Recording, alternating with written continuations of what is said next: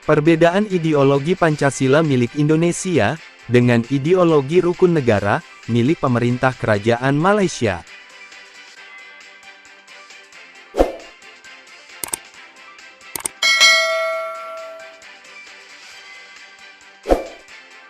Kita mulai dari ideologi Pancasila milik Republik Indonesia.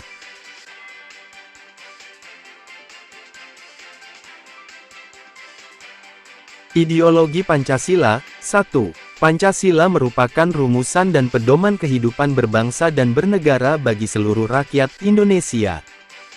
2. Terdapat 5 sendi utama dalam penyusunan Pancasila. 1. Ketuhanan yang Maha Esa. 2. Kemanusiaan yang adil dan beradab. 3. Persatuan Indonesia. 4. Kerakyatan yang dipimpin oleh hikmat kebijaksanaan dalam permusyawaratan perwakilan. Dan yang kelima adalah keadilan sosial bagi seluruh rakyat Indonesia. 3. Perbedaan falsafah antara Republik Indonesia dengan Malaysia. 3. Pancasila muncul ketika Presiden Soekarno berpidato tanpa teks mengenai rumusan Pancasila sebagai dasar negara pada tanggal 1 Juni tahun 1945. 4. Tercantum pada paragraf keempat preambul, pembukaan, Undang-Undang Dasar 1945, dan tanggal 1 Juni diperingati sebagai hari lahirnya Pancasila. Sekarang kita akan melihat rukun negara Malaysia.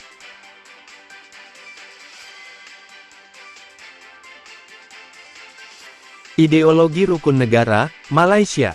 1. Rukun negara adalah ideologi nasional Malaysia. Ia telah dibentuk pada tanggal 31 Agustus tahun 1970 oleh Dewan Gerakan Negara, yaitu setahun setelah terjadinya tragedi tanggal 13 Mei tahun 1969 yang menghancurkan persatuan dan ketentraman negara. 2. Mempunyai 5 ideologi rukun negara yang mempunyai prinsip-prinsip yang sebagai berikut. 1. Kepercayaan kepada Tuhan. 2. Kesetiaan kepada raja dan negara. 3. Keluhuran pelembagaan. 4. Kedaulatan undang-undang. Dan yang kelima adalah kesopanan dan kesusilaan. Bangsa dan negara ini telah dibuat atas kepercayaan yang kokoh ke Tuhan. Dalam kepercayaan beragama inilah akan menjadikan bangsa dan negara ini sebagai satu bangsa dan negara yang berdaulat. Konstitusi Persekutuan menetapkan bahwa Islam adalah agama resmi federasi, namun agama dan kepercayaan-kepercayaan lain dapat diamalkan dengan aman dan tenteram di setiap bagian di dalam persekutuan, dan tindakan membeda-bedakan terhadap seseorang warga negara atas alasan agama dilarang keras. Komite Penggubal Rukun Negara menyadari akan pentingnya agama dan kepercayaan kepada Tuhan dalam kehidupan manusia. Ketiadaan agama dapat meruntuhkan kepribadian seseorang dan juga bangsa dan negara. Menyadari betapa pentingnya keteguhan pegangan anggota masyarakat terhadap ajaran agama masing-masing, prinsip ini telah dipilih sebagai prinsip satu dalam rukun negara. Kesetiaan kepada raja dan negara. Malaysia mengamalkan sistem demokrasi parlementer dan raja konstitusional dengan seri paduka baginda yang di Pertuan Agong sebagai kepala negara. Sesuai dengan posisi yang di Pertuan Agong sebagai raja.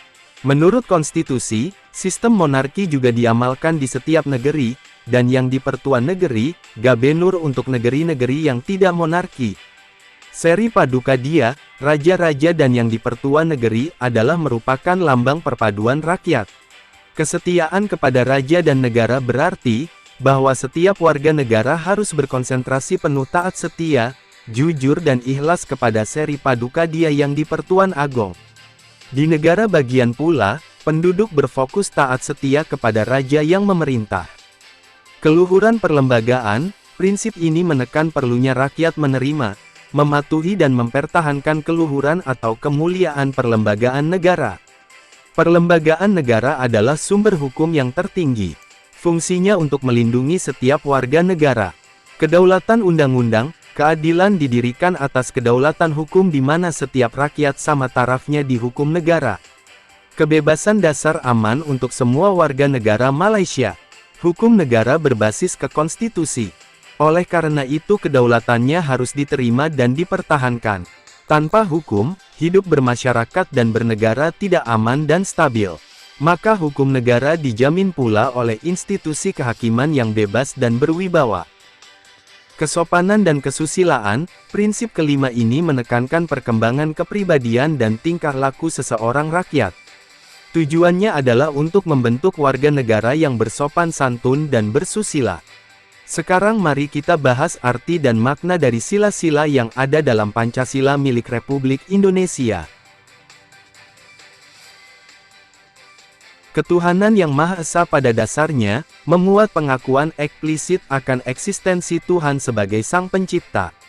Nilai ketuhanan dalam Pancasila menunjukkan bahwa eksistensi negara, bangsa, dan manusia Indonesia berelasi dengan Tuhan yang diyakini sebagai sumber segala kebaikan.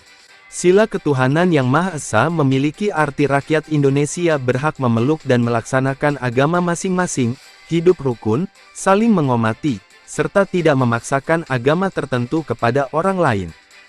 Sila ketuhanan yang Maha Esa sebagai ideologi negara harus bersifat eksklusif, absolut dan universal. Kemanusiaan yang adil dan beradab, pada sila kedua mengandung makna bahwa masyarakat tidak boleh membedakan satu sama lain. Setiap orang dari berbagai kalangan usia perlu menerapkan rasa toleransi kepada orang lain. Sila kedua, kemanusiaan yang adil dan beradab, sendiri mengandung nilai suatu kesadaran sikap moral dan tingkah laku manusia yang didasarkan pada potensi hati nurani manusia dalam hubungan dengan norma-norma dan kebudayaan.